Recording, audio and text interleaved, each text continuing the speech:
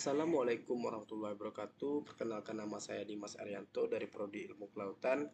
Di sini saya akan menjelaskan bab 5 mengenai perilaku numerik pasang surut, keterbatasan sosialisasi analitis, dan munculnya metode numerik.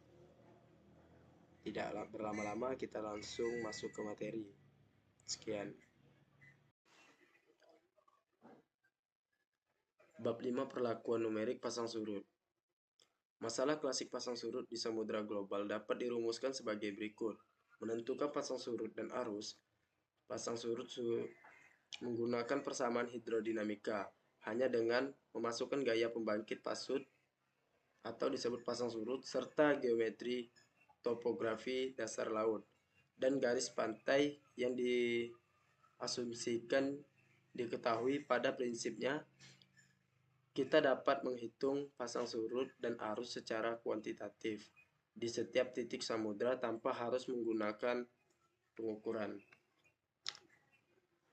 Keterbatasan solusi analitis dan munculnya metode numerik.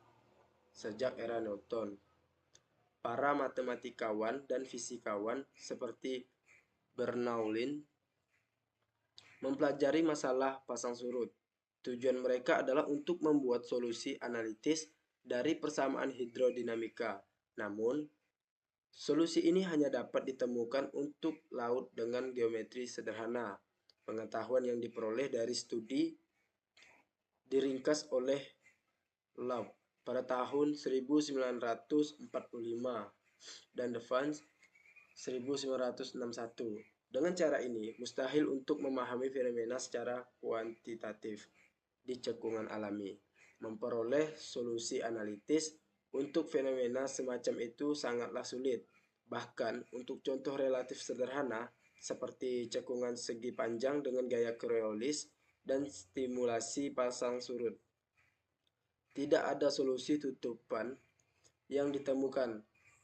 Kesulitan inilah mengarah pada pencarian solusi numerik untuk masalah pasang surut. Di sini ada dua pendekatan utama untuk memecahkan masalah pasang surut. Yang pertama, ada metode nilai batas.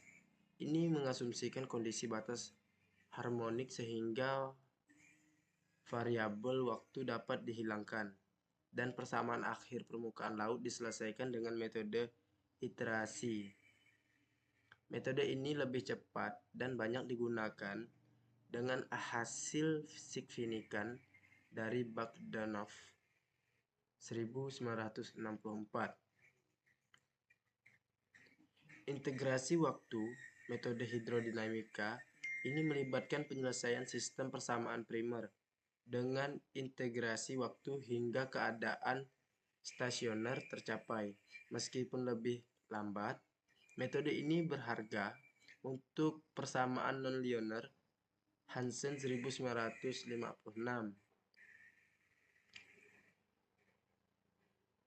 Pendekatan ini, skema eksplisit, juga digunakan oleh Harms 1969. Skema semi-implicit dengan akurasi orde kedua. Sistem persamaan untuk studi pasang surut. Masalah prediksi pasang surut biasanya dipelajari dengan bentuk linear dari persamaan dou per dou t minus fv plus g dou zeta dou x plus tau bx per h plus zeta minus a delta u sama dengan kx. Dou v per dou t plus fu plus g dou zeta dou y plus tau by per h plus zeta minus a delta v sama dengan ky. Dou zeta per dou t plus dou per dou x hu plus dou per dou y hv sama dengan 0. Di sisi kanan persamaan gerak kx dan ky, menggambarkan komponen gaya pembangkit pasang surut. Komponen persamaan ini dengan kumpulan persamaan ini dengan kondisi batas yang sesuai dapat digunakan untuk menyelesaikan masalah pasang surut di laut yang berdekatan dengan dimensi horizontal kecuali yaitu ketika kelengkungan bumi dapat diabaikan. Namun, jika dimensi cekungan besar, persamaan di atas perlu dirumuskan dalam sistem koordinat sferis. Untuk masalah hidrodinamika di wilayah kutub, perlu untuk menuliskan sistem persamaan baru yang solusinya unik di wilayah kutub tersebut. Proyeksi stereografik dapat diterapkan. Proyeksi ini diperoleh dengan menempatkan sebuah bidang Q yang melewati paralel di lintang P0. Biasanya P0 sama dengan 60 derajat. Bagian dari permukaan sferis di atas lintang P0 diproyeksikan ke permukaan Q. Sistem persamaan baru kemudian ditulis dalam bidang Q. Bentuknya mirip dengan yang diturunkan dalam sistem koordinat Cartesius dengan faktor skala M. Lihat misalnya Kowalik dan Nguyen-Bixhook pada 1977.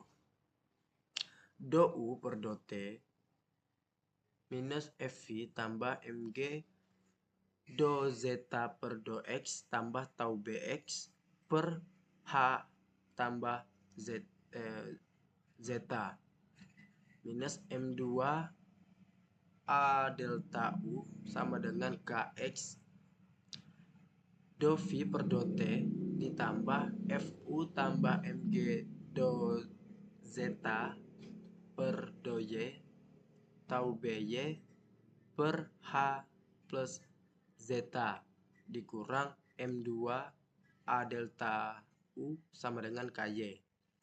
Do zeta per do T tambah M2HU per do X tambah M do per do HV per do Y sama dengan 0. Sistem koordinat baru XY memiliki titik alasan di kutub utara. Sumbu X diarahkan sepanjang garis bujur 0 derajat dan sumbu Y membentang sepanjang garis bujur 90 derajat timur.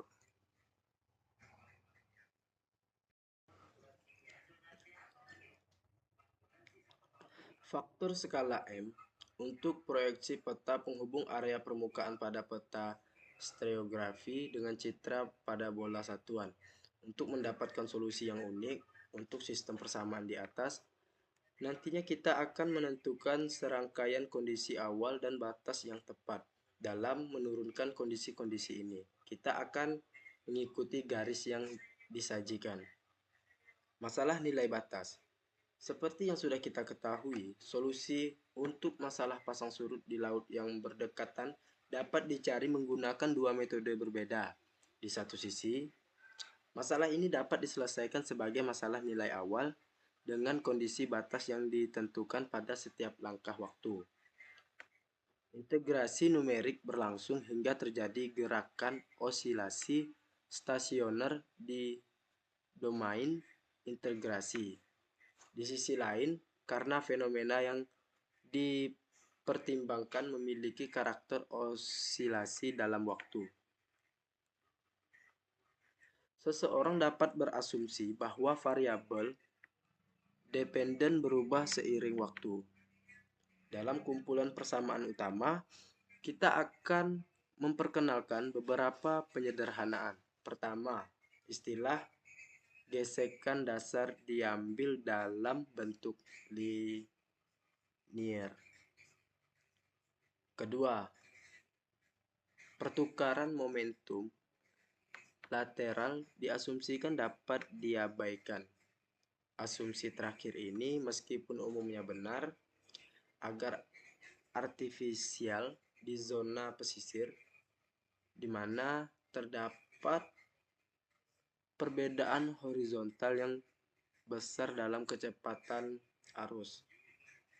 Penyederhanaan ini juga dimotivasi oleh keinginan untuk mendapatkan persamaan akhir dengan tipe eliptik.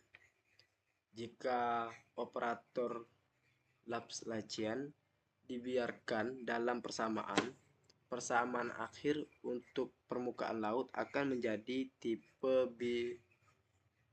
biharmonik. Mulai sekarang kita akan mengasumsikan bahwa variabel dependen n dan v adalah fungsi kompleks dari x dan y dengan memasukkan ke dalam sistem. Diperoleh seperangkat persamaan baru tanpa variabel waktu. Minus I omega U minus F V sama dengan minus